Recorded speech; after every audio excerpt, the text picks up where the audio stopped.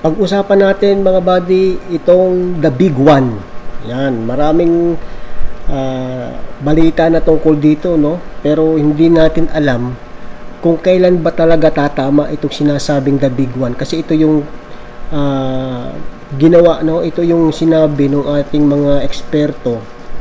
Kumbaga ito yun yung yung worst case scenario na kung saan ay posible na magkaroon ng magnitude 7.2 na lindol sa Greater Manila area. At ang may kadahilanan dyan ay ang West Valley Fault System na kung saan almost 100 kilometers to mula doon sa itaas, no, sa parte ng Bulacan, sa Doña Remedios, Trinidad, pababa dito sa Laguna. Ganun kahaba mga buddy, at dumadaan sa Metro Manila, sa mga syudad, sa mga bayan na kung saan ay talagang matindi or napakarami ng populasyon. Ang pag-uusapan natin dito mga buddy ay base dito sa mga nakalap ko na impormasyon, at napanood ko yung isang pahayag ng director ng PHIVOLCS, yung eksaktong taon na kung saan ay posibleng maganap ang the big one na sinasabi. Pero bago natin puntahan yan, gusto ko lang ipakita sa inyo mga buddy yung ibig sabihin ng the big one, upang sa ganon ay mas maunawaan natin, no? The big one refers to a strong and damaging earthquake scenario that may happen in the Greater Metro Manila area in the Philippines.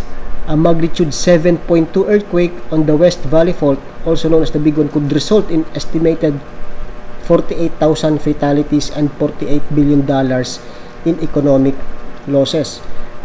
So kung itong ibig sabihin nito ay ginawa a few years ago, so maaari na dagdagan na itong magiging fatalities kung sakali man natatama.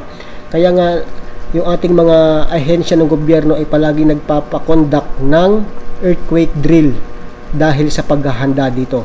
Pero tandaan natin mga buddy na ang the big one or yung itong lindol na pwedeng i-generate nitong West Valley Fault System ay isa lang sa big one na pwedeng mangyari sa Pilipinas. Puntahan natin itong mga destructive earthquakes in the Philippines dito sa website ng PHIVOLCS. Kagaya nito, Davao del Sur earthquake, no, noong 2019, magnitude 6.9. Cotabato earthquakes 2019, magnitude 6.3, 6.6, 6.1 and 6.5. Batanes 2019, 5.4. Central Luzon earthquake 2019, magnitude 6.1. Leyte earthquake 2017, 6.5, and so on and so forth. Napakadami mga buddy. Noong 1990, Luzon earthquake, magnitude 7.8. And kung hindi ako nagkakamali mga buddy, itong fault na gumalaw ay ang Digdig fault. Correct me if I'm wrong mga buddy. Okay, so paano ba namang hindi magkakaroon ng maraming lindol, malalakas na lindol sa ating bansa? Napapalibutan tayo ng trenches. And syempre, yung mga fault lines, yung mga active fault lines, kagaya dito sa pinapakita ko sa inyo na kung saan dito sa western side ng Philippines ay ang Manila Trench. So, isa itong earthquake generator. O, ganun din dito sa kanan na kung saan ito naman yung Philippine Trench. May East Luzon Row, may Negros Trench, Sulu Trench, Cotabato Trench. Diba? Ang dami.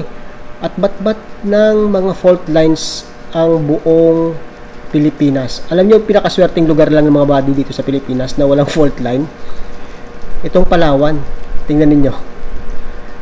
May nabalitaan ba kayo na nagkaroon ng malakas na lindol sa Palawan? Yung mismong dito yung epicenter 'di ba? Wala. Dito sa mga gilid meron, pero itong Palawan, kita ninyo, halos clear na clear. So ang pinag-uusapan natin ay the big one.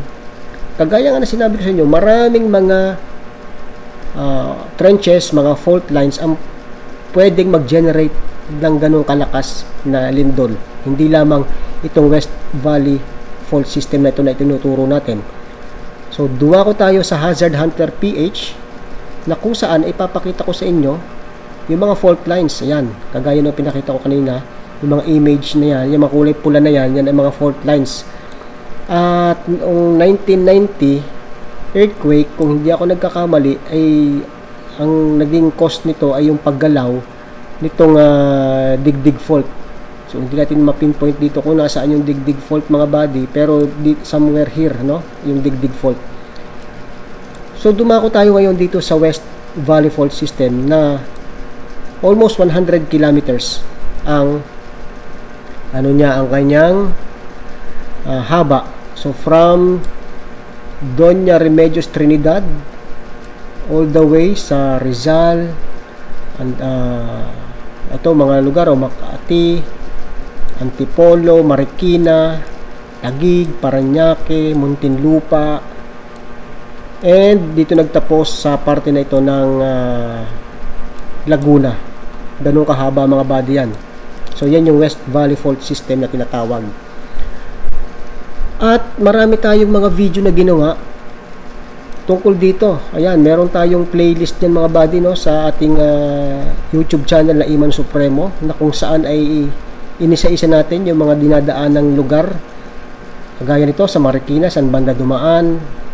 Google Earth presentation yan mga buddy kung gusto nyo panoodin. At meron tayong 10 videos dyan. Okay, dumako tayo dito sa sinasabi ni Director Bacolcol ng PHIVOLCS tungkol dito sa The Big One. Kailan ba talaga tatama ito? Anong taon? Nakapaghanda na ba ang mga Pilipino? At kung tatama ba ito, anong posibleng mangyari sa ating bansa?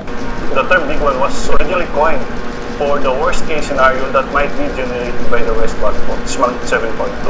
So that's the worst case because based on the length, that's the maximum magnitude earthquake that it can generate. I think that I cannot say exactly the year, but there were one or two small events. So yun, meron na palang dalawang events na nangyari na kung saan ay ikinokonekta dito sa West Valley Fault.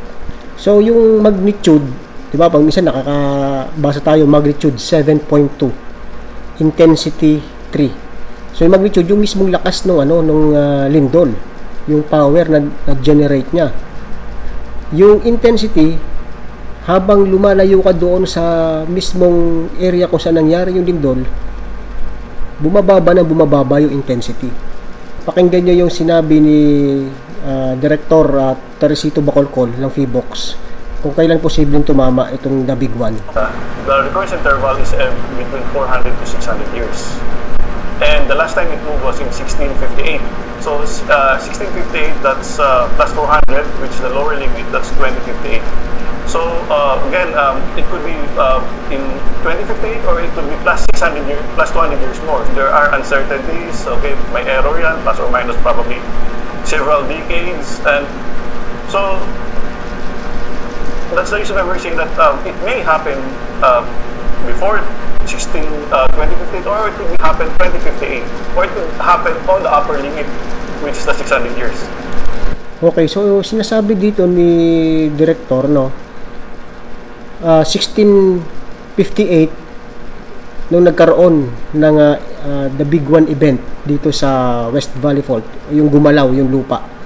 So yung sinasabi ng mga eksperto, maaaring 400 to 600 years bago muli gumalaw. So kung kinukwenta natin kung 1600s to gumalaw, ano mo yung 400 years, so nasa 2058. Pero kung 600 years, so mas matagal pa.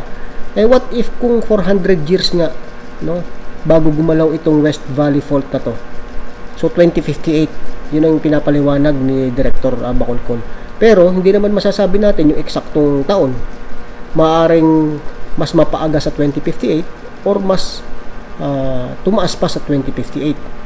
Kaya ang kinakailangan talaga natin ay yung talagang iba yung paghahanda.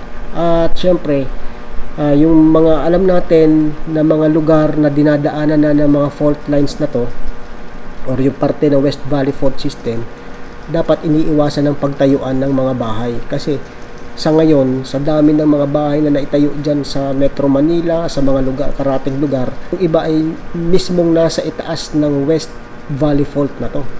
Kaya kapag nagkaroon ng paggalaw ito at nangyari na nga, so ano mangyayari dito sa mga building, sa mga bahay na to?